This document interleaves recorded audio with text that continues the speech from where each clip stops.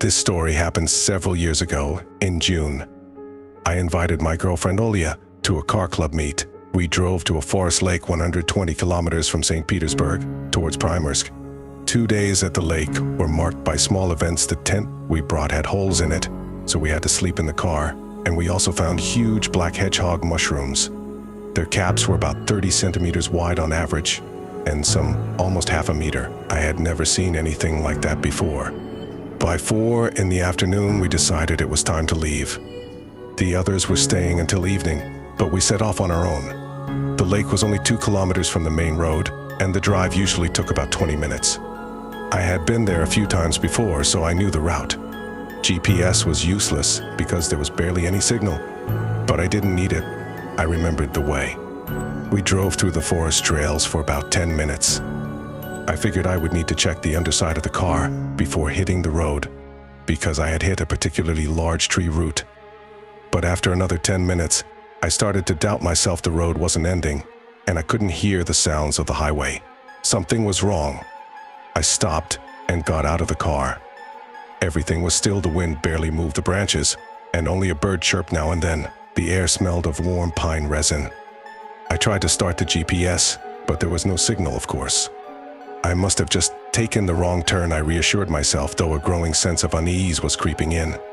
I got back in the car, and we kept driving. After 20 more minutes, the forest around us began to feel strange. The trees were perfectly straight, incredibly tall, and all looked identical, like someone had painted them. It felt like a set designed to confuse us. The road didn't change either. It stayed narrow and winding. We drove, but there were no intersections or familiar turns. "Are you sure we're going the right way?" Olia broke the silence, and her voice already carried some concern. "Yeah," I started to say, but I wasn't sure anymore. This place felt foreign. Olia looked at me, her eyes slightly wide, but she stayed quiet. I realized she felt the same as I did. Something was definitely wrong. The tension kept building with every minute, and Olia gripped the door handle, staring out at the road. I could tell she was scared, but she didn't want to escalate the situation. She was always rational, but even her calmness was starting to crack under the pressure of this eerie feeling. After about 40 minutes, just when I was beginning to panic, we suddenly drove onto a strange road made of logs, and as I said, it happened suddenly. We were just navigating the forest path, carefully avoiding tree roots. And now there was this wide road made of logs, at least 20 meters across.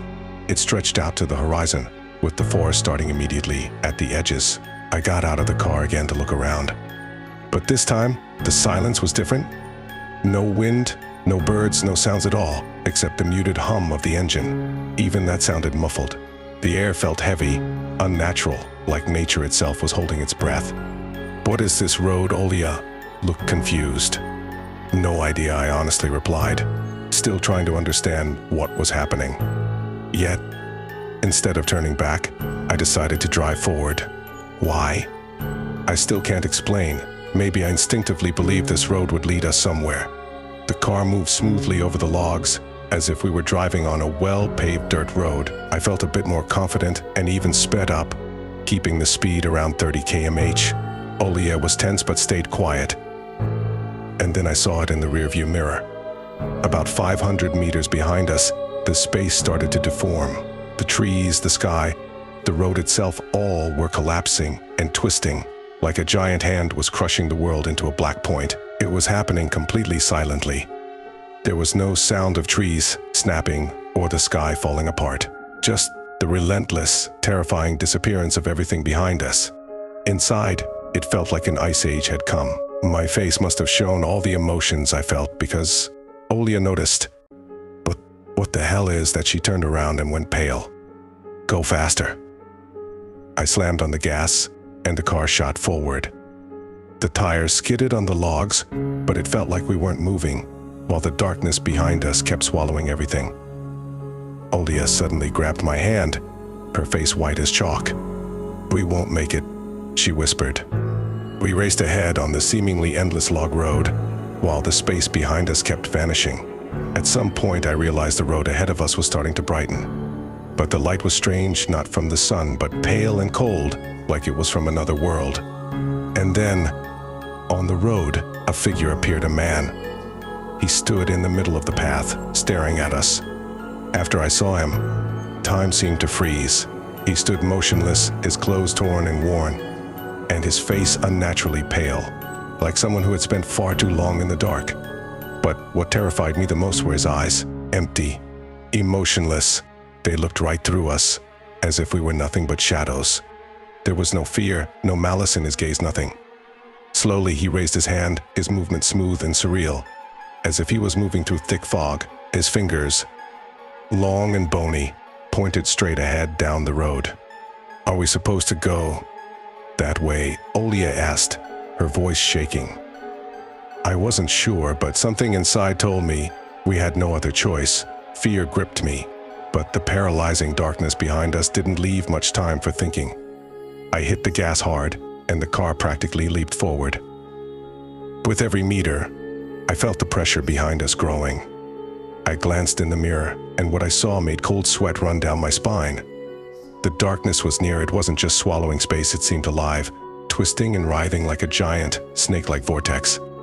The forest behind us was disappearing into its black depths, but the scariest part was that it moved silently, without a sound.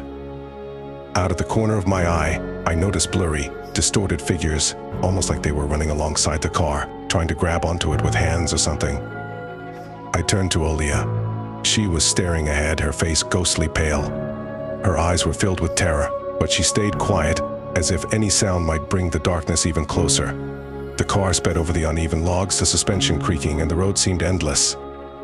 Panic started to overwhelm me, and I began to doubt we'd ever escape. And then the logs beneath the wheels started cracking. First softly, then louder. Every turn of the wheel came with a crunch, and I felt the car vibrating. I looked at the road ahead of us. It was distorting, as if reality itself was changing. The logs shook, and the darkness, now almost breathing down our necks, was spreading over the ground, consuming everything. At that moment, I saw him again, the man standing on the side of the road. He was watching us, but now his eyes weren't empty. They glowed with a dull, eerie light, like two fading embers. His face elongated, and his mouth opened in a silent scream. At that same instant, the car jumped on the logs, and I felt the steering wheel slipping out of my hands. "Hold on," I yelled, desperately trying to keep control of the car. The car veered off the road and plowed into thick grass, slowing down but not stopping. I could feel the cold, dark tendrils reaching for the car, as if trying to pull it in. And then I saw the light ahead. A bright, blinding light cut through the darkness like a knife. We burst through the last line of trees and onto a paved road. The darkness behind us disappeared as suddenly as it had appeared. The car screeched to a halt, and we stopped on the shoulder. I sat behind the wheel, breathing heavily. Olia was crying. Her hands were shaking, and she could barely whisper. "Did we make it?" I looked back. The road we had just raced down was gone. Where it should have been, there were only trees, as if it had never existed. And the man, he was gone too. Everything had vanished, leaving only the empty forest and a perfectly ordinary evening silence. A bus passed by. We sat in the car, trying to process what had just happened. Something told me that we hadn't really escaped. We had brushed against something sinister, and maybe the forest had only let us go temporarily. When we got home and started unpacking, I found something in my jacket pocket. It was a small, yellowed piece of paper. There was only one word on it, written in a shaky hand again. I felt a chill run down my spine, but I tried to convince myself it was just the after effects of stress. Maybe someone at the car club meeting had played a prank, and the note was just a coincidence. Olia noticed my unease and asked, "What's wrong?" I silently showed her the paper. Her eyes widened, but she didn't say anything. We both understood this wasn't just a coincidence, but neither of us wanted to acknowledge it. The next morning, as I opened the door to step outside, I stopped dead in my tracks.